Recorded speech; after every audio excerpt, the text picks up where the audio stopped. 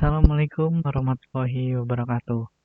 Perkenalkan, nama saya Andrian Trijaka Surya dengan NIM 1905267, Program Studi Pendidikan Kelautan dan Perikanan, Kampus Serang, Universitas Pendidikan Indonesia.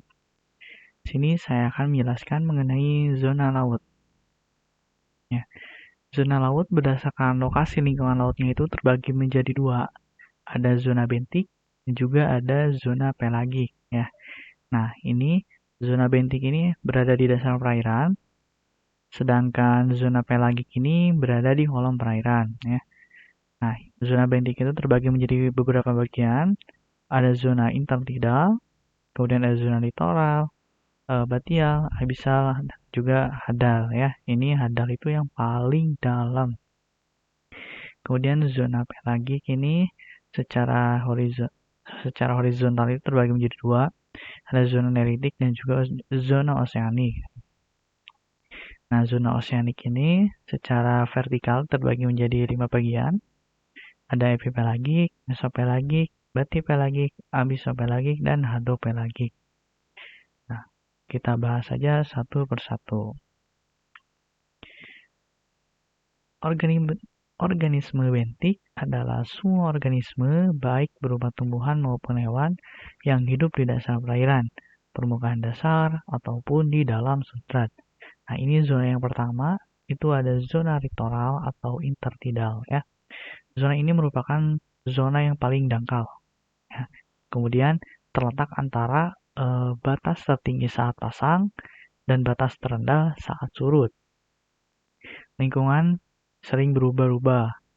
Berada di perbatasan antara daratan dan lautan, terdapat berbagai jenis organisme ya. Nah, ini salah satu contohnya itu ada bulu babi, ada kerang, dan juga ada bintang laut. Kemudian ada sublitoral atau subtidal, ini merupakan wilayah yang tenggelam. Ya, kalau tadi intertidal itu kadang tenggelam, kadang tidak. Kalau zona ini sudah pasti tenggelam. Nah, wilayah ini berada di paparan benua. Kemudian terdapat banyak biota bentik ya. Kemudian cahaya matahari juga sangat baik di sini, sehingga ya tadi banyaknya biota itu karena perairan juga hangat gitu. Jadi mereka merasa cocok berada di zona ini ya. Ini contoh dari organismenya itu ada bintang ular laut, ada tumbuhannya lamun, dan ada terumbu karang. Kemudian ini zona batial, di zona ketiga ya. Di sini cahaya matahari sedikit, bahkan tidak ada cahaya matahari sama sekali. Suhu mencapai 4 derajat Celcius. Tidak banyak spesies hewan ataupun hewan disebabkan oleh tidak adanya cahaya matahari tadi dan juga suhu yang dingin ya, drastis ya di sini. Jadi hanya sedikit organisme saya yang mampu bertahan hidup di kedalaman ini. Ini contohnya kita masih dapat mulai bintang ular laut, ada teripang, juga ada lili laut. Dan zona abisal, nah ini zona yang lebih dalam lagi ya. Di sini tidak ada cahaya matahari, sangat gelap gitu kan. Karena kedalamannya itu antara 4.000 sampai 6.000 meter. Tidak ada tumbuh-tumbuhan dan jumlah binatang terbatas. Adanya ventilasi hidrotermal. Nah, di zona yang tadi saja sudah tidak ada cahaya matahari, apalagi di sini. Kemudian di zona tadi saja organisme itu sudah sedikit, apalagi di zona ini yang lebih dalam ya. Ini contoh organismenya ada tubuh worm dan juga Phytogrea crab.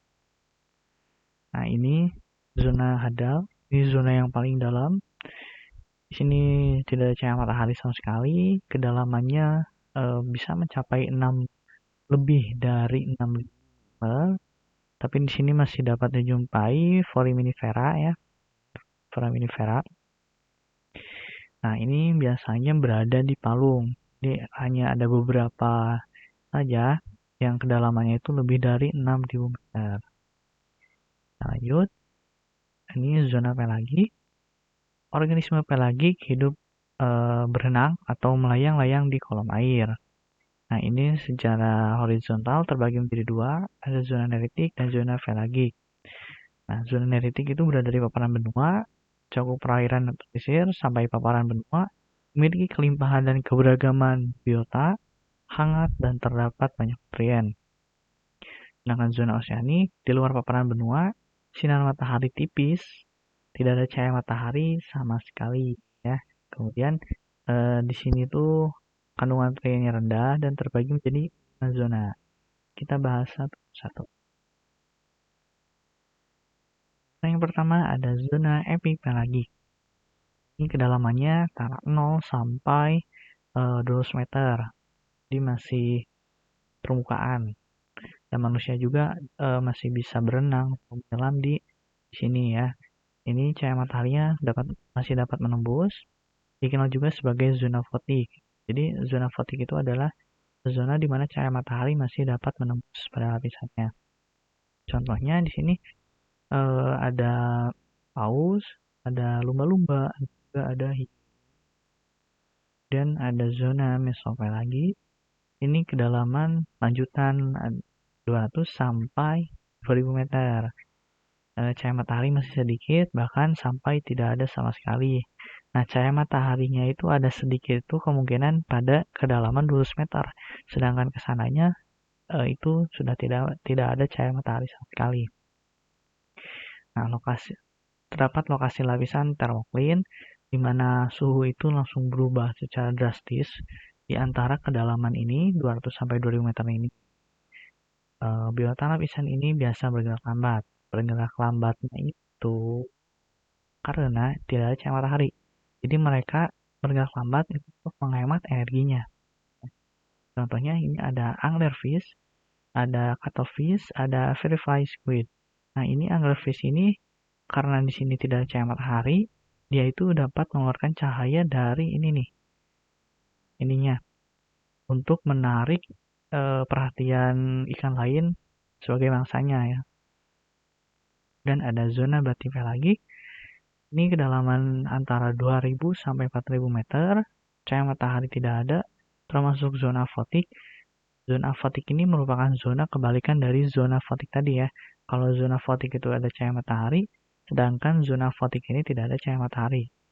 Biota lapisan ini biasa bergerak lambat, suhunya antara 0 sampai 6 derajat Celcius. Untuk organisme di sini ada vampire squid dan giant squid. Dan ada zona abyssopelagik. Ini kedalaman antara 4000 sampai 6000 meter. Ini di sini udah gelap gulita ya, tidak cahaya matahari sama sekali. Kegelapan total, cahaya matahari tidak ada, oksigen, makanan dan nutrien itu dapat dikatakan sangat sedikit ya. Jadi hanya ada beberapa organisme saja di zona ini. Contohnya ada sniffle eel dan ada zoarcid fish. Ini zona yang terakhir, ini zona hadal pelagik. Kedalamannya lebih dari 6000 meter, cahaya matahari tidak ada, gelap dan dingin, oksigen, makanan, nutrien itu sangat sedikit, organismenya juga sedikit. Ya tapi walaupun sedikit itu berarti ada ya.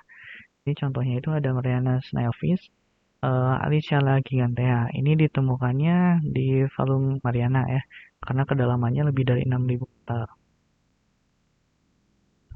Baik, terima kasih atas perhatiannya. Mungkin itu saja yang dapat saya paparkan. Lebih kurangnya mohon maaf. Bila taufiq wal hidayah. Assalamualaikum warahmatullahi wabarakatuh.